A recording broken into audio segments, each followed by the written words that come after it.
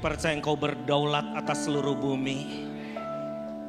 Engkau adalah Tuhan di atas segala Tuhan. Engkau menciptakan langit, bumi serta segala isinya. Bahkan Engkau menciptakan kami seturut segambar dengan Engkau sendiri. Dan Engkau memberikan kuasa kepada kami, bahwa apa yang kami ikat di bumi terikat di sorga, apa yang kami lepaskan di bumi terlepas di sorga, dan apa yang kami katakan itu akan jadi. Karena sebagaimana Yeremia, di dalam Yeremia 1 ayat 9, aku menaruh perkataan-perkataanku di dalam mulutmu untuk mencabut, merobohkan, untuk membunuh, membinasakan kerajaan-kerajaan bangsa-bangsa, tetapi untuk menanam kembali dan membangun kembali. Kami punya otoritas di dalam mulut perkataan kami. Karena itu Tuhan, kami mau berdoa, angkat tanganmu dan semua angkat suaramu berdoa. Ikat segala kuasa-kuasa kegelapan, roh-roh jahat, penyebaran daripada virus corona ini merupakan roh Isabel yang sedang meneror seluruh dunia. Ikat kuasanya di dalam nama Tuhan Yesus. Stop sampai di sini. Dan hari ini ada kesembuhan terjadi atas seluruh bangsa. Terima kasih Tuhan. Terima kasih Tuhan. Biarlah hal-hal yang dahsyat Kau akan curahkan atas setiap kami. Bangkitkan roh kami sehingga kami tidak bersembunyi di dalam roh ketakutan, tetapi kami adalah the warrior of God. Dan kami memiliki roh yang lebih dari pemenang. Bumi akan penuh kemuliaan Tuhan. Indonesia akan penuh dengan kemuliaan Tuhan. Berbicaralah atas setiap kami, urapi hamba-Mu dan urapi seluruh umat-Mu. Di dalam nama Yesus yang siap, katakan sekali lagi. Berikan sorak-sorai bagi Tuhan kita. Sorakan haleluya. Silakan duduk. Puji Tuhan. Shalom. Apa kabar semuanya? Aman-aman? Katakan aman-aman. Ada damai sejahtera di hati kita. Amin. Damai sejahtera itu bukan dikondisikan oleh luar, dari dalam keluar. Kita harus jadi manusia roh, bukan manusia daging. Amin. Kalau manusia daging kita akan dicekam oleh rasa ketakutan. Nah, hari-hari ini kita tidak bisa lari dari satu kenyataan, dunia sedang dicekam dengan rasa ketakutan yang luar biasa. Nah, Bapak Ibu sekalian, saya ingin share sebentar ya, bagaimana ketika dalam 1 tahun ini Tuhan bawa saya perjalanan ke sesuatu yang gak biasa-biasa. Benar-benar gak biasa-biasa. Sejak peristiwa waktu itu Damailah Indonesia, aku tanggal 7 Maret, itu 550 kota, 555 kota itu bukan hal yang mudah. Dan teman-teman ini semua berjuang bersama-sama. Saya hanya ditunjuk jadi koordinator saja. Tetapi di situ perasaan saya, waduh, itu saya bertempur secara dengan daging saya. Kenapa? Karena saya katakan saya nggak mampu. Setiap naik pesawat saya doanya begini nih. Doanya nih begini nih, ngeri nggak? Tuhan, kalau saya perlu mati, matilah setelah ini. Waduh, serem banget gitu kan. Tapi puji Tuhan saya masih hidup sampai sekarang nih. Nah, tetapi satu saat ketika saya dalam kelelahan, saya masih ingat waktu itu ketika saya harus memobilisasi para pendeta di Pulau Bangka. Saya merasa gundah gulana dan males lah jujurnya, frustasi gitu kan. Saya pergi ke sana, ternyata mereka responnya luar biasa gitu. Sangat meresponi, tetapi saya di dalam hati saya, kerjaan begini, ngumpulin, mempersatukan gereja, sebelnya minta ampun gitu kan. Rasanya gua tuh pengen mati gitu kan. Nah, jadi ketika saya pulang, waktu itu naik pesawat dari Pangkal Pinang ke Jakarta, saya tertidur. Tapi saya melihat ada satu penglihatan, saya ini orang jarang dapat penglihatan. Waktu itu saya melihat ada satu lubang besar sekali sampai menyedot miliaran orang. Sampai anak-anak kecil pun kesedot. Orang-orang yang berdasi, saya pikir ini hamba-hamba Tuhan atau apa. Kalau kiai kan gak berdasi gitu kan. Ini kesedot juga dan mereka kesedotnya dengan suara kayak mau mati. Dia dying. Waduh, kata saya, ini Tuhan apa ini Tuhan? Aku gak ngerti. Ini seperti black hole. Black hole? Apa itu black hole? Black hole itu adalah lubang hitam. Ternyata setelah saya bergumul di hadapan Tuhan, ini adalah namanya lubang jurang maut. 9 kali ditulis di dalam firman Tuhan. Ini akan dibukakan. Kata saya, jadi gimana nih maksudnya? Lubang jurang maut itu the spirit of death, roh kematian. Jadi saya di situ antara ngerti nggak ngerti, saya mau khotbah juga gimana, diem aja. Tetapi Tuhan berikan pencerahan kepada saya ketika saya pergi ke Eropa waktu itu, saya dengan istri saya dan dengan beberapa teman-teman, saya 2 keliling di Jenewa. Di situ saya ada satu suara kepada saya sampai sekarang, unlock. Inilah apa lagi Tuhan? Itu unlock itu berbicara mengenai tadi yang kita doakan. Tuhan memberikan kita kunci-kunci kerajaan Allah. Apa yang kamu ikat di bumi terikat di sorga. Apa yang kamu lepaskan di bumi terlepas di sorga. Dan unlock itu berbicara nih buka. Aduh kata saya, ini buka apanya nih? Unlock the nations. Itu bangsa-bangsa yang tertutup untuk Injil akan dibukakan. Dan Indonesia memiliki kunci untuk bawa revival ke bangsa-bangsa. Saya pengen percaya ini. Yang pertama itu. Yang kedua, unlock apa? Unlock the treasure. Ini apa lagi? Kekayaan. Sekarang kita ngadapin krisis. Tuhan katakan, dunia boleh krisis, kerajaan sorga gak pernah krisis. Dunia boleh resesi, tapi kerajaan sorga gak pernah resesi. Muka Anda berubah semua sekarang nih. Ada harapan, amin. Tuhan bekerja gak bergantung dari apa yang ada di kita. Dia penyedia, dia omnipresent, dia Yehova Jireh, menyediakan sebelum kebutuhan itu terjadi. Yang ketiga adalah unlock the age. Nah ini yang ngeri. Age? Apa arti age? Zaman. Jadi ini memasuki 2020, ini namanya New Age. Dan kata New Age itu ada di dalam Matius 24 ayat ke-8. Coba buka Matius 24 ayat yang ke-8. Ketika Tuhan Yesus ditanya oleh murid-muridnya, kapan the end of time waktunya? Akan terjadi gempa bumi, peperangan, kelaparan, sampar, dan segala macam. Krisis hebat terjadi. Tetapi Matius 24 ayat 8, coba dibuka. Akan tetapi semuanya itu barulah permulaan penderitaan menjelang New Age. Jadi akan tetapi semuanya ini barulah the beginning. Saya minggu kemarin baru pulang dari Israel dan saya punya waktu 3 hari. Gak pernah saya sabat 3 hari di Yerusalem. Saya hanya berdiri, saya duduk sendiri di tembok Yerusalem, menghadap Yerusalem, saya menangis. Tetapi waktu itu jiwa saya terguncang. This is just the beginning. Ini waktu permulaan.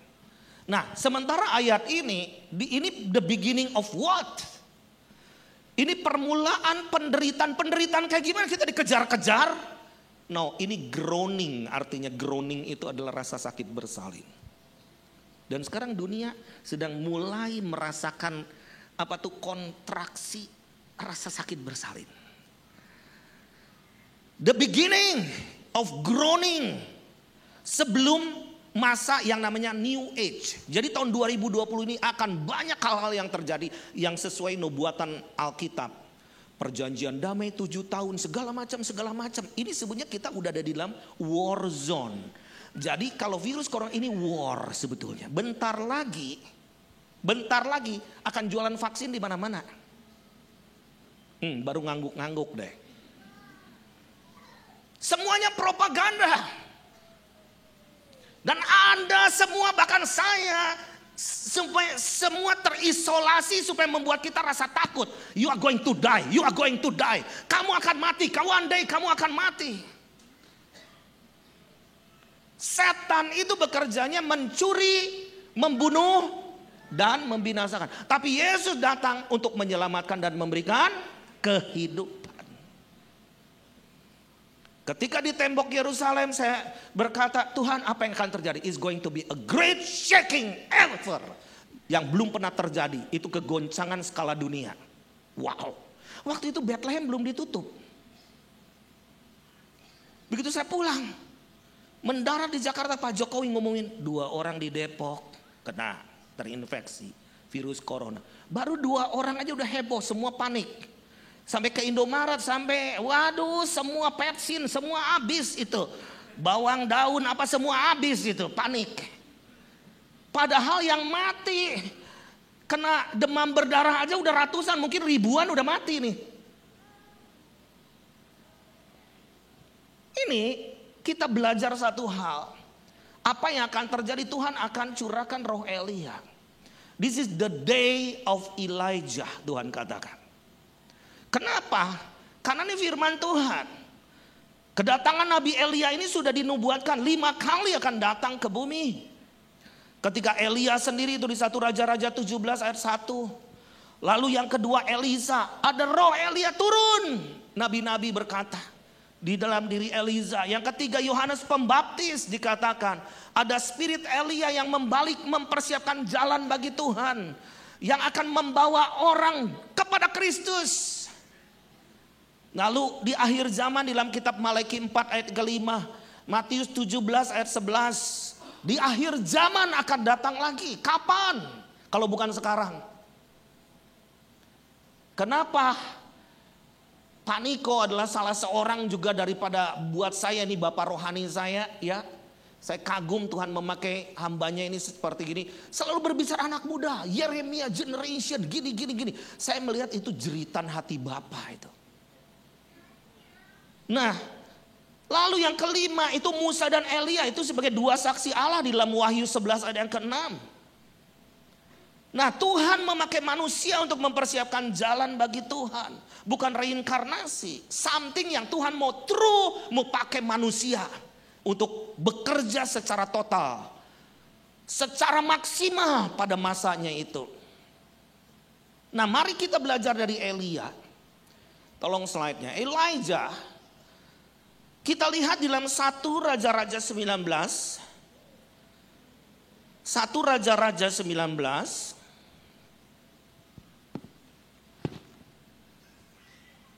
Mulai ayat yang 9 dan 10. Yuk kita baca bersama-sama. 1, 2, 3. Di sana masuklah ia ke dalam sebuah gua dan bermalam di situ. Maka firman Tuhan datang kepadanya demikian. Apakah kerjamu di sini, hai Elia? Jawabnya, aku bekerja segiat-giatnya bagi Tuhan Allah semesta.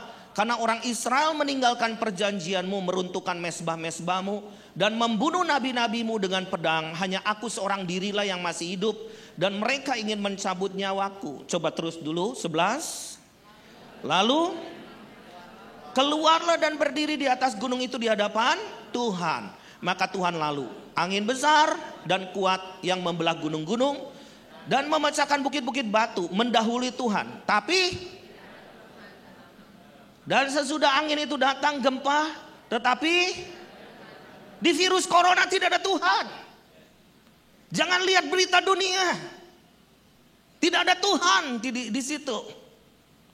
Kita mau ngumpet di rumah. Hayo nonton film terus, nonton TV. Corona. Anda buka HP Anda semua WhatsApp corona. Mana Yesusnya? Tidak ada Tuhan di situ. Itu iblis yang ciptakan. Kita sedang diteror oleh namanya frekuensi. Dan kita ada di dalam new age di mana cyber war itu the beginning. Sampai saya mulai bosan ngelihat WhatsApp grup-grup pendeta khususnya. Pencegahan. Ini. Hari ini diliburkan gini. Kok nggak ada satu yang ngomong tenang. Tuhan mengendalikan situasi. Kenapa ini kena sihir semua? Dengar khotbah hebat. Ayat ada di hafalan. Tapi menumbuhkan iman orang kagak ada. Tahu nggak? Apa sifat Baal itu? Diem. Powerful tapi diem. 450 nabi-nabi Allah Baal menoreh tubuhnya. Baal tetap diem. Tapi kesurupan. Tahu nggak sekarang setan ingin membuat anak-anak Tuhan diem. Bahasa Chinese-nya cicing wae. Enggak reaksi, enggak ada firman. Elia bersembunyi di Horeb, di gua. Ada angin badai, batu-batu, gempa di sana, tidak ada Tuhan. Ada api, tidak ada Tuhan. Tolong slide-nya. Ini Elia ini setelah berperang mengalahkan, next, 450 daripada dewa Baal. Maaf, nabi-nabi Baal. Terintimidasi. Muncul Isabel. Isabel itu bukan sekedar personal, sistem kerajaan yang mengejar. Dan mengejarnya itu tokoh-tokoh. Sekarang Bapak Ibu sekalian, pemerintahan aja lagi under intimidation, under pressure, umumkan keadaan darurat. Sekarang. Pertanyaannya di mana Elia? Semua ngomong, aduh cilaka. Gawat.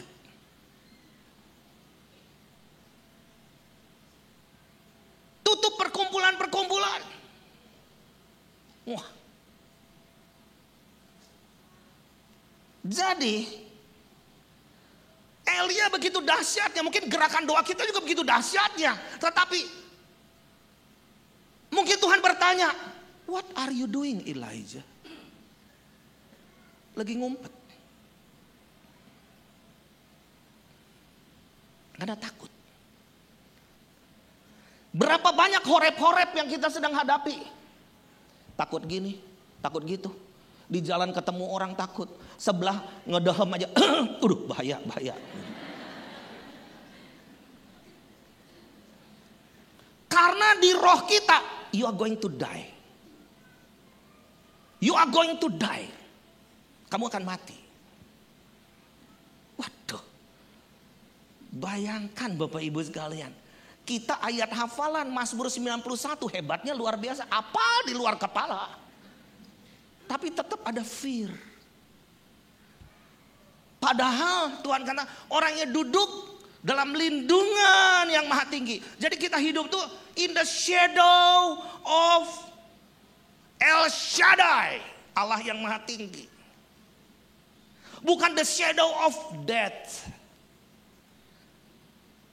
Nah, bayangkan kalau next coba. Waktu itu Elia bersembunyi di gua Horeb. Horeb itu artinya padang pasir. Lonely. Alone. Tandus, garing. Muram. Gersang. Apalagi itu. Dan kata ini. Kata kerjanya sebetulnya itu menyedihkan. Menghancurkan. Menyusahkan. Jadi banyak orang yang sekarang tuh mengalami horeb. Bersembunyi di gua. Rohani mah rohani. Tapi gak mendengar suara Tuhan. Kenapa? Ngelihat kegemparan. Ngelihat kegoncangan. Mungkin orang udah stres duluan. Mungkin orang juga udah panik sekarang. Gimana masa depan? Jangan-jangan orang mati karena ketakutan. Di India ada seorang bapak umur 50 tahun. Karena senang nonton viral WhatsApp virus corona. Namanya Bala, ini Bala lagi namanya lagi. Bala Krishna umur 50 tahun. Jadi karena dia nonton viral virus corona, waduh someday ini akan datang. Dia pilek. Lalu apa yang dia lakukan? Waduh, kalau aku pulang ke rumahku akan menularkan ke istri dan kedua anak. Lalu dia gantung diri di sebelah makam mamanya. Dan setelah mati Jenazahnya diotopsi. Enggak ada virus corona, cuman pilek doang. 2 yang mati di Hong Kong. 1 flat. Beda lantai, 13 lantai kalau nggak salah tuh. Nggak pernah berhubungan. Di dalam kamar dia selalu pakai masker. Cuci tangan mungkin lebih sering dari kita. Mati. Kenapa? Diselidik punya selidik. Ternyata virusnya masuk jalur pipa katanya. Nah gimana? Saya katakan ini just the beginning. Karena ini tendensinya akan membuat proses cashless society dipercepat. Tanpa uang cash. Dan Indonesia nggak bisa ditangguhkan lagi Januari 2021. Punya waktu berapa bulan lagi. Jadi ini supaya online semua. Dan semua itu memunculkan jual beli akan dikontrol. Kan terjadi crash ekonomi hebat, bangsa yang bangkrut tuh bangsa bukan perusahaan. Mulai muncul nanti pahlawan ekonomi yang disebut One World Economic System. 2020 ini the age terbuka. Jadi saya nggak kaget. Ngerti ya, semua ini disetting sedemikian rupa dan semua tertulis di dalam Alkitab. Very up to date. Nah Tuhan ingin kita keluar dari gua. Keluar dari Horeb. Untuk mendengar suara Tuhan. Ada strategi baru. Ada level yang baru. Di Horeb itu tempat Musa memulai. Tempat mendengar suara Tuhan. Tempat menerima the new revelation. Jangan sampai ke depan kita merasa punya jubah. Aku udah pengalaman, kamu gak tahu siapa aku. Dia sendiri juga gak tahu siapa dia. Tuhan butuh kita pakai jubah yang baru. Karena Elia sering mengatakan, aku sudah begini, aku sudah begini. Kukunya yang besar. Padahal Yesus aja selalu berkata, apa yang aku lakukan, Bapa yang lakukan di dalam aku, supaya nama Bapa dipermuliakan. Amin. Jadi ku kecilnya harus diganti jadi ku besar. Perjalanan Elia itu adalah dimulai ketika dia berdoa so powerful, kekeringan terjadi di seluruh dunia. Waduh, dia juga terdampak krisis kekeringan yang luar biasa. Itu global warming terhebat, 3,5 tahun tidak ada hujan. Lalu Tuhan suruh dia pergi ke sungai Kerit. Pergi ke sungai Kerit, di mana aku telah memerintahkan burung gagak memelihara engkau. Kerit artinya dipotong. Diasingkan, dipisahkan dari apa? Panggilan eklesia itu adalah dipisahkan dari dunia. Kecampur roh dengan daging. Tuhan ingin supaya kita tuh jadi manusia roh. Seperti Kristus, nggak ada daging. Yang ini kunya nih. Karena aku berjasa, karena aku sudah begini. Bapak Ibu sekalian, kalau kita sedang menghadapi satu masalah atau problem dan sampai, jangan dianggap itu problem. Itu anggap bahwa itu carrot buat kita. Dan Tuhan tidak akan lupa untuk memelihara kita. Burung gagak akan memelihara kita. Burung gagak telah diperintahkan. Burung gagak itu burung haram. Burung gagak itu burung bukan penolong, perongrong. Burung kematian. Bayangkan disuruh bawa daging, nggak ditelen, tetapi disiapkan untuk kita. Siapapun yang musuhin kita, ngebully kita, menipu kita, don't worry, musuh-musuh itu akan Tuhan ubahkan jadi supporter kita. Amin. Tuhan bisa ubahkan semua keadaan. Saya yakin dan percaya semua proses ini sedang dialami oleh setiap makhluk di bumi ini. Nah, Bapak Ibu sekalian, Elijah itu di Kerit River. Saya berkenanan juga pergi ke sini. Ini parit sebetulnya, bukan sungai. Jadi saya berdoa di sungai Kerit 2 minggu yang lalu. Wow, ini masih banyak burung-burung gagak di situ. Saya merasakan Tuhan sedang bicara sesuatu. Gak ada turis-turis mau ke sungai Kerit, gak populer. Tetapi waktu itu Tuhan bicara, you go. Karena yuk kalian akan alami, bangsamu akan mengalami seperti ini. Tetapi Tuhan katakan, Tuhan tidak akan tinggalkan kita. Tuhan akan pelihara kita. Dalam situasi keadaan apapun, Tuhan akan menolong, melindungi, menyediakan setiap keperluan kita. Amin. Lalu setelah itu beri kemuliaan bagi nama Tuhan. Setelah di sungai Kerit itu airnya kering, Tuhan suruh kemana? Sarfat. Dan Tuhan katakan, aku telah menyuruh seorang janda memelihara. Ya ampun, bukannya konglomerat kek. Hamba Tuhan besar begini, sudah terkenal seantero dunia, udah tahu siapa Elia. Supaya rendah hati. Elia minta roti ke perempuan yang cuma punya segenggam tepung. Dan Elia ngomong, berikan dulu kepadaku. Kalau kita nggak tega begitu. Tapi Tuhan mau mengajar bahwa penyedia itu bukan kita.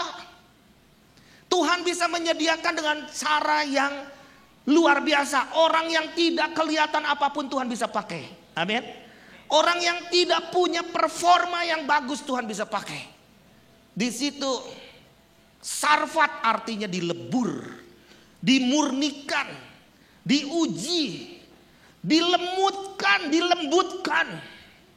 Hati-hati Tuhan katakan. This is the season banyak hamba Tuhan yang jatuh.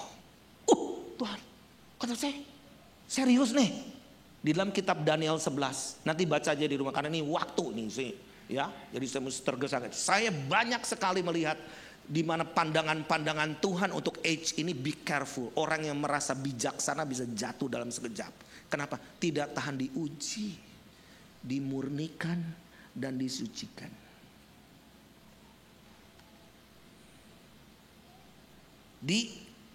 Dari sungai Kerit ke Sarfat mesti jalan kaki 45 kilo. Bukankah itu penderitaan buat dia? Tetapi di situ dia bisa melipat gandakan tepung. Tetapi setelah itu ada tragedi. Anak daripada janda miskin ini mati. Sampai dia katakan, ini nabi sial nginep di rumah kita. Sial loh bawa ke rumah kita. Waduh, itu Bapak Ibu sekalian, coba bayangkan seorang nabi besar dilemutkan oleh begini. Direndahkan seperti ini untuk apa? Dia menghidupkan anak ini. Ada aliran kehidupan. Bukan sekedar nengking, tetapi ada aliran kehidupan. Bukan sekedar doa, tapi ada mujizat yang keluar. Bukan sekedar kita bicara, tapi ada sesuatu yang keluar, aliran kehidupan yang keluar di dalam dirinya. Nah, ketika saya berdoa seperti ini Tuhan, di tembok Yerusalem, Tuhan jadi mesti bagaimana? Tuhan katakan, tell my people, siapkan lumbung-lumbung. Wow, jadi gimana nih? Maksudnya gimana? Punya account sendiri ketika krisis tetap menabur. Karena yang paling menentukan ketika krisis itu kita tetap menabur dan kita terus menuai. Menabur terus menuai, terus menabur terus menuai. Kekayaan kita ada di benih-benih itu.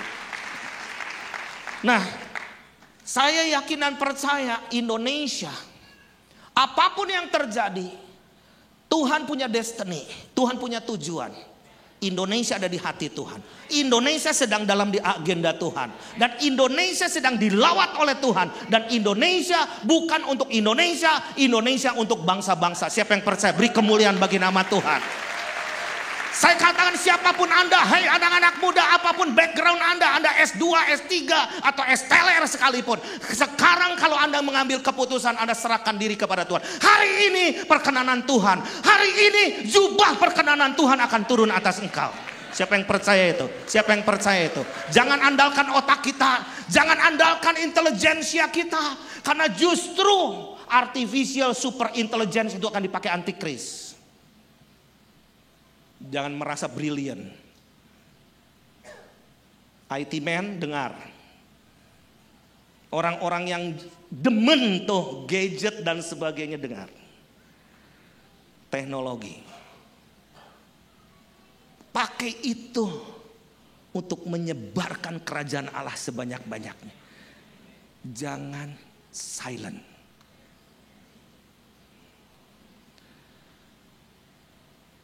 Sejak Tuhan berikan unlock itu, saya dibawa Tuhan ke negara-negara yang tertutup.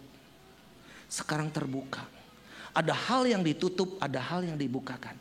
Dan Injil siap masuk.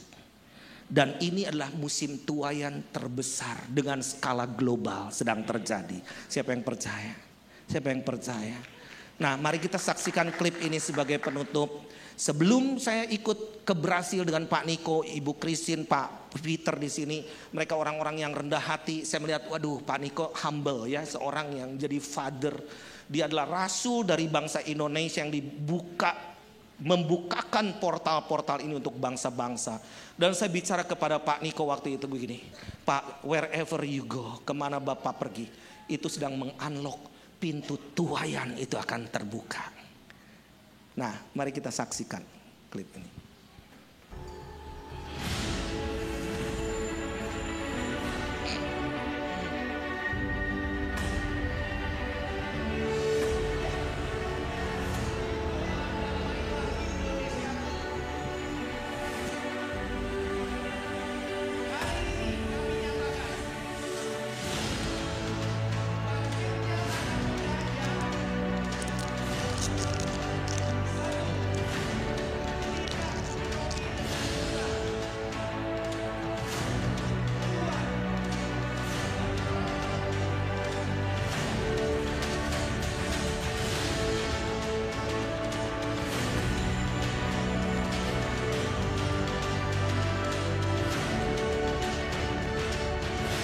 Bulan Oktober saya ke Brasil, diundang oleh kepolisian militer,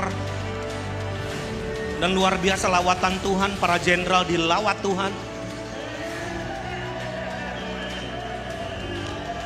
Hati bapak-bapak dihancurkan supaya kembali ke anak-anak.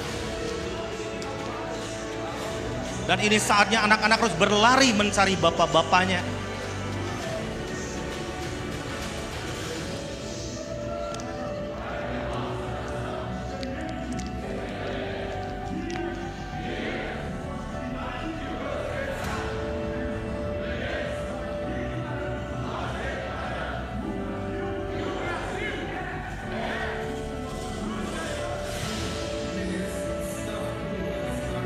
Puji Tuhan, Presiden ini juga menyerahkan diri sepenuhnya kepada Tuhan Yesus.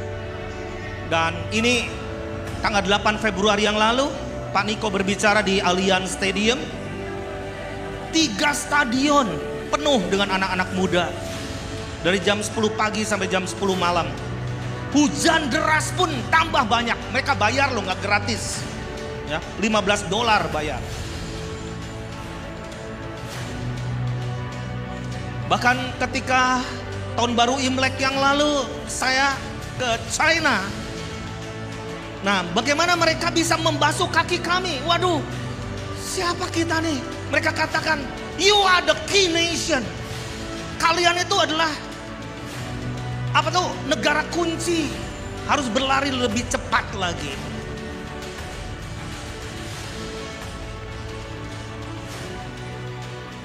Semua karena Roh Kudus akan bekerja di dalam kita. Amin. Siapa yang yakin bahwa Anda orangnya akan dipakai Tuhan, angkat tanganmu tinggi-tinggi. Mari bangkit berdiri. Minta supaya spirit Elia ini turun. Kita harus shifting. Pengalaman yang lalu, kayaknya kita mesti ganti deh jubah kita. Oke? Jangan merasa bahwa kita sudah pengalaman lalu we can do this. No. Tuhan punya strategi yang baru. Angkat tanganmu tinggi-tinggi. Penuh dengan Roh Kudus sekarang. Penuh. Amin. Hidupmu bukan untuk dirimu. Ada Elisa yang harus diurapi. Ada raja-raja yang harus diurapi.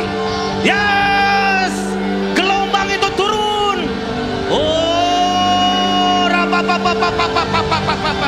yes. Penuh. Oh, rabasiki.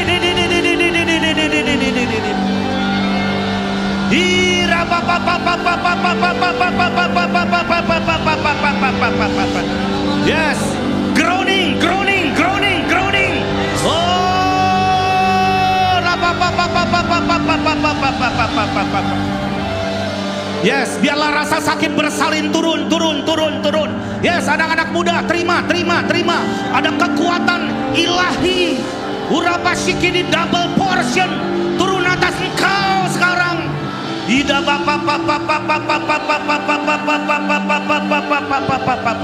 Yes, mulai bergerak. Urabashiki di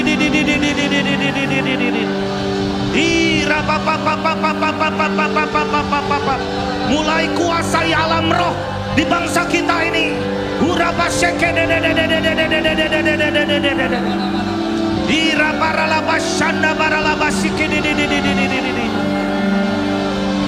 Revival.